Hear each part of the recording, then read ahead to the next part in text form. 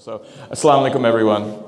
Alhamdulillah Rabbil Alameen, Ar-Rahman Ar-Rahim, Maliki Yawmiddin, As-salatu was-salam, Jazakallah khair for being here this evening, and Jazakallah khair for inviting me in person. I think you're doing me a bigger favor than I'm doing you, because, like I said, I usually sit in my basement office staring endlessly at a screen. So actually having human contact is actually very nice. I feel whole again. Inshallah, we should be going back live at Wayne State in the fall. But for now, this will definitely do. So if you remember last time, we were talking about the Ottoman Empire, and we were talking about the rise of the Ottoman Empire. Some of you had, I think, even mentioned on Zoom that either you or your families are watching Ertugrul, and as you know, that's sort of a prequel to the Ottoman Empire, Ertugrul being the father of Osman, or Ottoman Ghazi, the first of the Ottoman dynasty. But the dynasty was actually named by his son, Orhan, in honor of his father. And we talked about this arc of how there was this slow ascendancy of the Ottoman reach, starting in the Asian side of what today is Turkey, which is Anatolia, and then through some really fascinating engagements, including intermarriage with the Byzantine Empire, which was the other dominant force in the region. We find then not just coexistence, but competition that occurs, and slowly the Ottomans are, and it is an exercise in sabr, are able to then literally surround the Byzantine Empire, and in 1453, Mehmet II is able to finally take Constantinople, which is the last stronghold of the Byzantine Empire. As we talked about last time, it was pretty fascinating the way that he did it. He makes an end around of the Byzantine fortifications with a land bridge made of trees, rolling his navy behind the iron chain, and is able to successfully then breach the city walls. We have then, after him, a series of sultans who really embrace this idea of an Islamic empire, ones that will then understand the bigger scope of the Muslim world at the time. And I think it's what's really interesting is that at this time we see, of course, the rise of the Ottomans in the center of the eastern part of the Mediterranean, but at other parts of the Ottoman or of the Muslim world, we see a severe decline. In 1492, Muslim Spain finally falls. The city of Granada, which was ruled by the Nassirids, falls to the combined kingdoms of Castile, Leon, and Aragon. Ferdinand and Isabella, the married king and queen, are able to then defeat the Muslims there. And you know 1492 being the year that Columbus sailed the ocean blue. That is not by coincidence. Ferdinand and Isabella go ahead and fund Columbus's trip. The way that they fund it is by using money that they confiscated from Muslims and Jews in Spain. So basically, if it wasn't for Muslim money, the Americas would not have been, quote unquote, discovered by Columbus. And if you're interested, inshallah, maybe in a future lecture, if you'd like to learn more about Muslim Spain, I'll be more than happy to go ahead and provide that. It is Sultan Bayazid II, though, who is Mehmet II's son, who is quite aware of what's going on in Spain, and he sends ships to rescue up to 150,000 Jews and Muslims from Al-Andalus to come and settle in the Ottoman Empire. And there are Jews who live in Turkey to this day that trace their lineage back to Spain. So the first time I went to Turkey was in 2003. I've been back 19 times since. But the first time when I got there in the afternoon, I wanted to go explore. I went with my father-in-law. He was wiped out from the flight over. And I wanted to go to one of the closer masajid, walk out of the hotel room, and I see, or the door, and I see this guy dressed in sort of like a black suit and a white shirt, and he's kind of walking very briskly. So I asked him, where's the fire, man? I said, can I walk with you? And he said, sure. Turns out he was Jewish, and he was on his way to temple. And I said, how long have you lived in Istanbul? And he said, 500 years. Well, not him, but his family. And it occurred to me that he was tracing his family all the way back to Bayezid II. And in fact, he says, it was Bayezid II, the Sultan, who brought my family over in the first place. I said, you never thought about migrating to Israel, or in all that time when Palestine was part of the Ottoman Empire? I said, you never thought about moving? He says, no way. He said, Istanbul was always a vibrant, tolerant place. Palestine just really wasn't that exciting, and this was the place to be. So, okay. So we're followed by Bayezid II by his son, Selim I, also known as Selim the Grim. Now, he wasn't a grouch. He just was kind of a very serious guy. He was also known as Yavush Selim, Selim the Good, Selim the Just. And why Selim is important is two things. Under Selim, the Ottomans take Syria and Egypt. Those become part of the Ottoman Empire.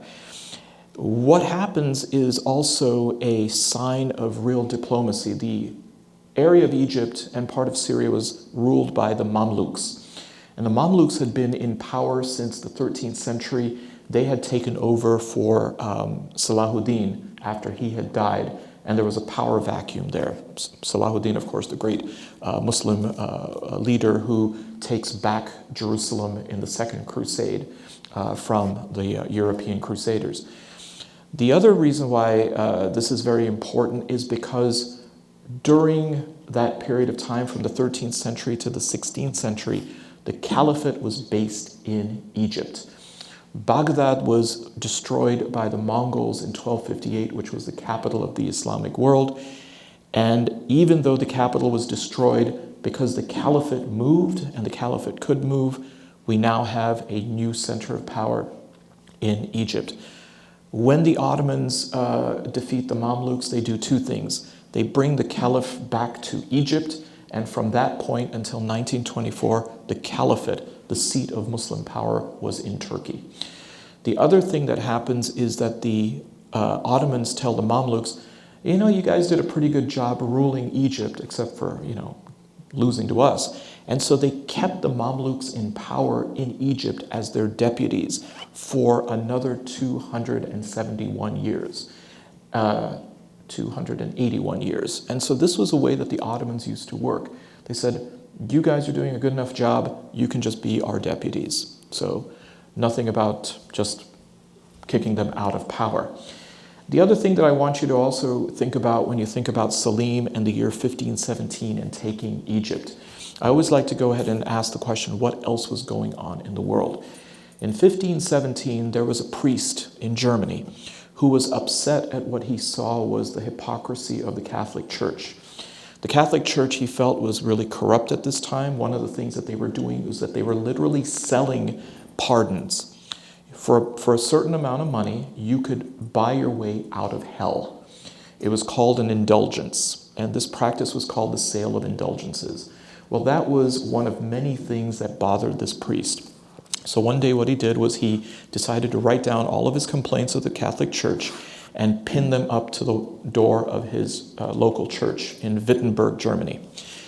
There were 95 things that he had to complain about, and that's known as the 95 Theses, and the priest's name was Martin Luther. And this is the start of the Protestant Revolt, or the Protestant Reformation, which changes Europe and it changes the world forever. It literally splits the Catholic Church in half. That's why right now in Christianity, there's 1 billion Catholics and there's 1 billion Protestants. Can all be traced. So that's happening at the exact same time that Selim is conquering Egypt. Okay. Now this is what the Ottoman Empire looked like at the end of Selim the Grim's rule. And so if you take a look here, you've got all of the Balkans, including Bosnia-Herzegovina, into Greece, into Bulgaria, Serbia, all of basically what's Yugoslavia.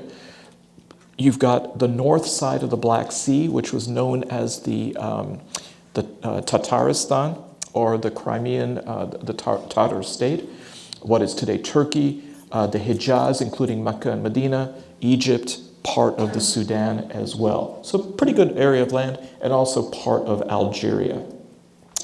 Now this guy, that's not his head completely in there, it's like a bit of a bigger turban. This is Suleiman the Magnificent, or known as Suleiman the Kanuni. So of course he's named after Suleiman alayhi salam, who's known as the great lawgiver in the Bible, and similarly he saw himself as living up to the name of his namesake. He is probably regarded as the Sultan when the Ottoman Empire was at its very height. This is the real glory days of the Ottoman Empire. A lot of its culture, a lot of its art, a lot of its architecture really is from this time. But there was also an issue here. Suleiman, for whatever reason, became frightened and paranoid about people maybe taking power away from him. He became persuaded that people were out to get him. One of the people who was closest to him, he was basically like his father. It was his tutor and then became his main advisor and then became his prime minister, his grand vizier, a man by the name of Ibrahim. His wife, Roxalena, convinced Suleiman that Ibrahim was plotting against him. And so he had basically his stepfather, or like his father, strangled to death. It didn't end there. Roxalena also convinced Suleiman that his favorite and eldest son, Mustafa Shahzade Bashi, was also his name, was going to try to kill him. And in fact, Ibrahim was looking to promote his son. And Suleiman ordered his own son to be strangled to death. Now, why was this happening? Well, okay, by the way, this is Suleiman's autograph. Don't worry, he didn't write this out every time, but it's an example of calligraphy. This is Roxalena, by the way. Real piece of work. Why did she do this? Because she wanted her son to be the successor to Suleiman, not Mustafa.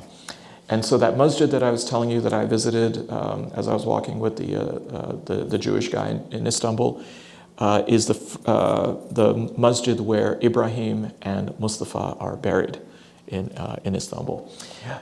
So here we find then that there's palace intrigue. It's all about jockeying for position, because the most important and powerful woman in the Ottoman court was not the wife of the Sultan, but was the mother of the Sultan. She pretty much ran the show among the women folk in the masjid, and so it put her in a position of real prestige. Now, there were two sons that she had with Suleiman, Salim and Bayezid. The soldiers, the military liked Bayezid. They didn't like Salim because they thought he was lazy and stupid. But basically there was a civil war that broke out. Bayezid was worried that he would get killed, so he leaves and flees to Iran. And after Roxalena dies, we find that it is Bayezid who is really in power. Here is the Ottoman Empire when Suleiman dies in 1566, and so you see a lot more area that is conquered by the Ottomans, partly even into Iran. Now, this is Salim II. This is Roxalena's son, who she wanted to have up on the throne, and he was known as Salim the Drunkard. So let me just go ahead and put this right out there. Yes, Salim drank. The Ottoman sultans were not all saints by any stretch of the imagination, and he was certainly somebody who was a bit of a spoiled brat. The only reason why things were running well in the Ottoman Empire is that his main advisor, his grand vizier, was his father's last grand vizier, a man by the name of Mehmet Sakulu. And so while Salim was going off being Salim, it was the grand vizier who pretty much kept things going. Salim dies in 1574 out of a slip and fall accident. I don't know if he stumbled into it, but he dies. And what was perhaps more painful was the following year, Mehmet dies, the grand vizier. So that really then creates a wobble in the Ottoman Empire. And 1574 is the year that most scholars will say the Ottoman Empire stopped growing and it stopped rising. From this point, the Ottoman Empire pretty much flattens out. You know, when we think of the rise and fall of an empire or a country, we always think of it being like this and then steep the other way. It never happens that way. Usually there's a rise and then there's like a plateau and then there's a decline after that. That plateau for the Ottoman Empire lasted 125 years. And so one of the questions you might be asking is, well, didn't anybody see that some things were going wrong? It's really, really difficult. I mean, if you think about America today, there are some who think that America is now on a decline. Why is nobody doing anything about it? They are, but sometimes there's other forces that just don't allow it to be fixed as easily or readily. But this was still a period where the Ottomans were able to express themselves, and they created some of the world's most beautiful art and architecture. This is on the inside of the dome of the Selimiye Masjid in Edirne, which was the farthest west in the Ottoman Empire. And Sinan was the great architect. He was commissioned by Suleiman, and in fact, he was considered to be so great that he is buried in the Süleymaniye Masjid in Istanbul, which he himself designed, and is the masjid that's where Suleiman is himself buried in Istanbul. And Sinan had this really fascinating way of constructing masajid. He would come into a city and he would lay down the foundation, like maybe the very bottom level, and then he would do that to about maybe 10 or 12 masajid within that city. And then he would go to another city and do the same thing, letting the foundation settle, because it takes a while for the cement and the concrete to settle down. And then he would take care of that, and then he would come back around when that section was done, and then he would have the other layers done, and then move around. And that's how he built it. He built it like a layered cake, not one at a time. And before you knew it, in like a few decades, you had all of these masajids spring up around Turkey, the Ottoman Empire, that are just stunningly beautiful. And the influence of Sinan can then be seen in other masajid where the Ottoman Empire used to be. Like if you go to Bosnia-Herzegovina, you go to Sarajevo, you'll see the masajid there. There's a really distinctive, very thin minar or minaret style that the Ottoman masjid has. If you want to see an example of one here in the United States, there's what's known as the Diyanet Center, which is in suburban Washington, D.C., which, if you looked at it, you would swear you were in Istanbul. It is a carbon copy of an Ottoman masjid, and it's like a full center, and they have a restaurant there as well. So here's the Ottoman Empire in about 1580, still looking pretty good, still in 3 continents, Europe, Asia, and Africa. This is what is known as the Blue Mosque in Istanbul, also known as the Sultan Ahmed Mosque. And it is, people have debates about this, whether the Blue Mosque is the most beautiful masjid in Istanbul or the Süleymaniye Masjid is. If you go to Istanbul, inshallah, go to both of them. They will make you weak-kneed. They are just stunningly beautiful. Now, one of the problems that helped bring about the decline of the Ottoman Empire was a series of lousy leaders. Here you had Selim the drunkard. Here you have Ibrahim the mad. I mean, he was literally mad. And one of the things to recognize is that many of these sultans were weak. They weren't very well educated. They had been in the past, but basically people were just simply coddling up to them. They didn't have too much experience out in the rest of the Ottoman Empire. What the Ottomans used to do before is that they would get kids, their sons, not much older than you, 12, 13 years old, and they would send them out into the Ottoman Empire to become governors of entire provinces. Now, obviously, they weren't going to do this by themselves. They would have a series of advisors. But they learned how to govern out there in the field. Later on, the Ottomans became a little bit wary about sending their sons out into the field because they were worried they were going to get corrupted. And so sitting around in the palace all day meant that they really weren't getting a full education that they could have gotten. And so you find then that not only are the leaders not very strong, but the people around the leaders were just simply a bunch of yes men that were feeding them things that they wanted to hear. They weren't really being critical. They weren't really giving them advice that was honest, that was open, that was candid. They wanted to either hold on to their jobs or think that they could get a promotion out of it. And ultimately, the Ottoman Empire suffered for it. Ibrahim dies in 1648. And again, just to give you an idea of what was going on elsewhere, 1648, there's a big civil war going on in England.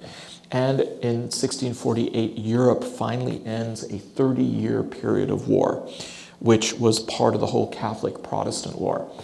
And today, many of you know about the nation state because we live in a nation state. The idea of a nation state actually came about in 1648 as a result of the peace treaty from those wars in Europe. A treaty called the Peace of Westphalia, which gave the concept of the modern nation state.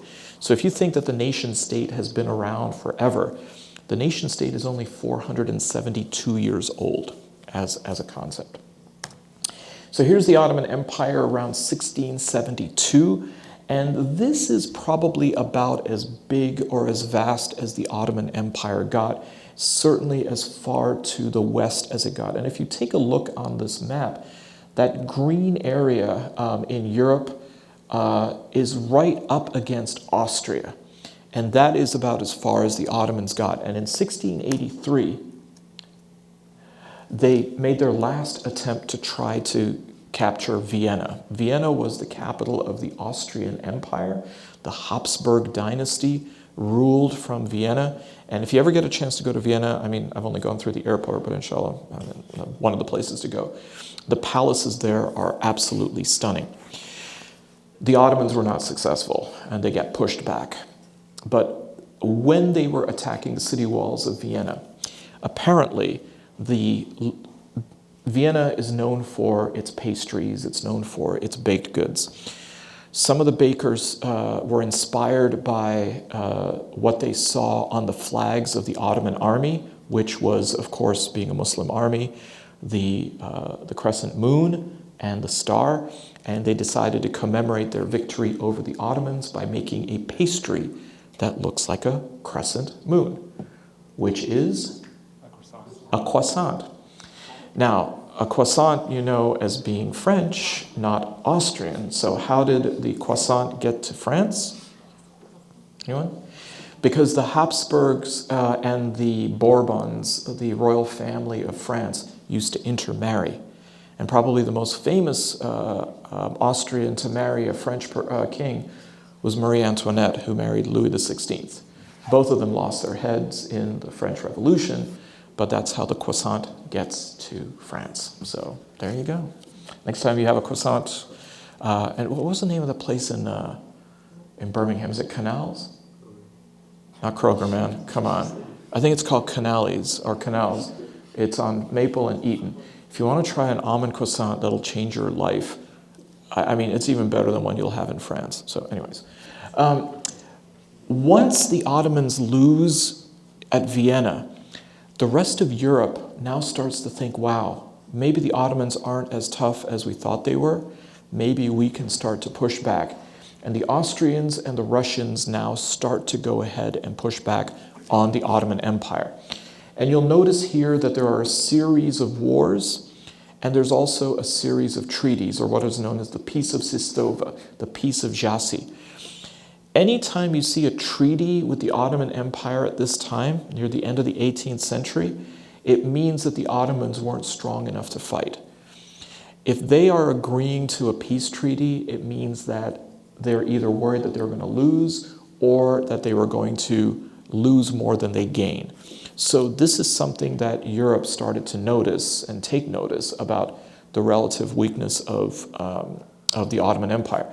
By now, Europe was very strong. The Industrial Revolution was going on in places like Britain and in France and in Germany. Colonization had brought Western Europe a lot of wealth. The French had just gone through their revolution, so they were just starting to get back on their feet. But the British were the largest force in the world at the time. I mean, think about it. They lost the United States, but they were still the largest empire in the world.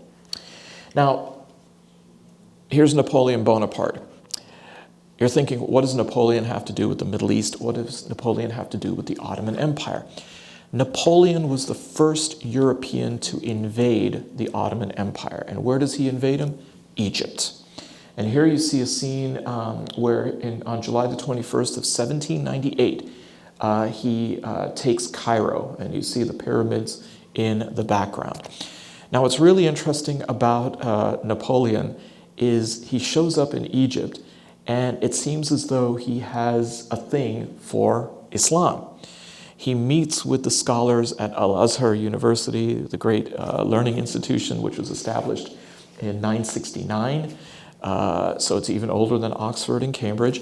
And he asks the ulama there, what would it take for us to convert to Islam and my soldiers?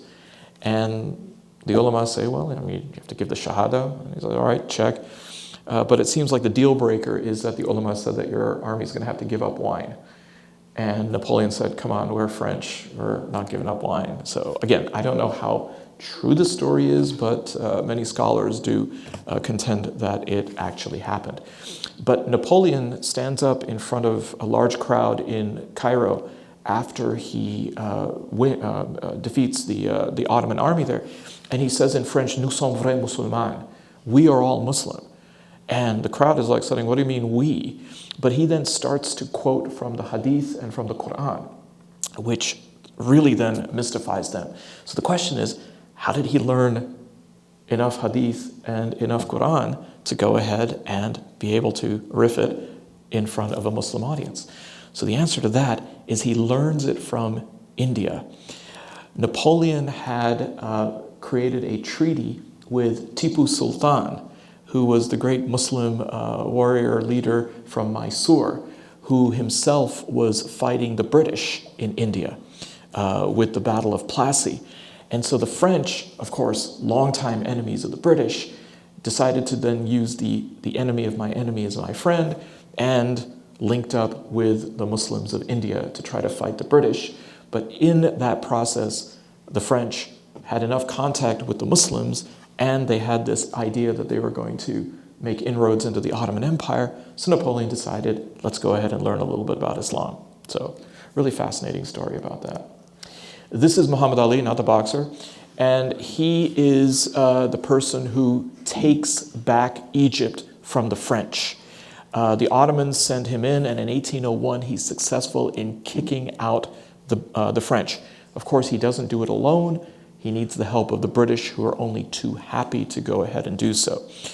This is a critical time for the British because one of their great naval leaders is Lord Horatio Nelson, who is killed at the Battle of Trafalgar.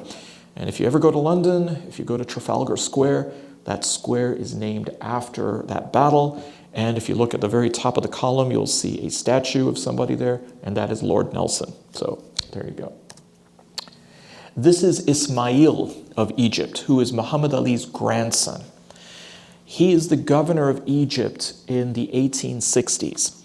Now, why was Egypt so critical for the Ottomans and particularly for the Europeans? It had to do with geography.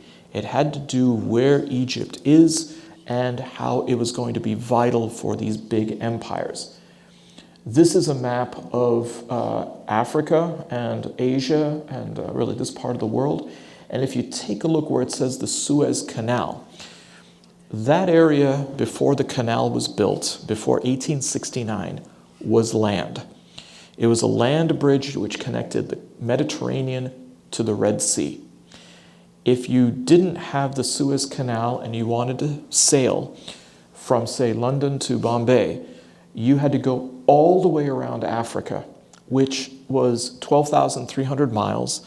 When you get down to the south, to southern Africa, the waters are very choppy near the Cape of Good Hope.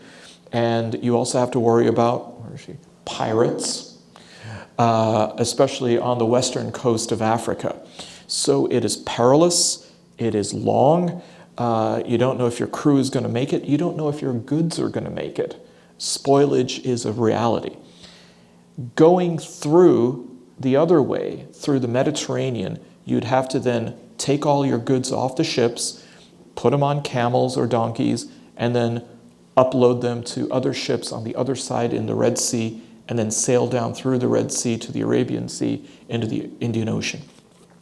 So in 1863, Ismail then commissions a Frenchman by the name of Ferdinand de Lesseps to build a canal from the Mediterranean to the Red Sea, and this becomes the Suez Canal. Now the Suez Canal is a little bit unique compared to, if any of you have been up to Sault Ste. Marie. Have you been to Sault Ste. Marie? Yeah, have you seen the locks where the water's on different levels? Same thing with the Panama Canal. The Suez Canal is different because it's all sea level, which makes it a much simpler canal. They just had to literally dig a trench and have the water go in there to sail through. So it was much less costly to go ahead and build. It still cost about $100 million, even in those terms back then. But it changes everything. It almost cuts the distance by half of getting there. Now remember, the French built it, the Egyptians owned it, but by 1875, Egypt could no longer afford it because they had maxed out on taking on loans to pay for it. They weren't getting the right of return on investment that they thought they would quickly enough, and so they had to sell the Suez Canal.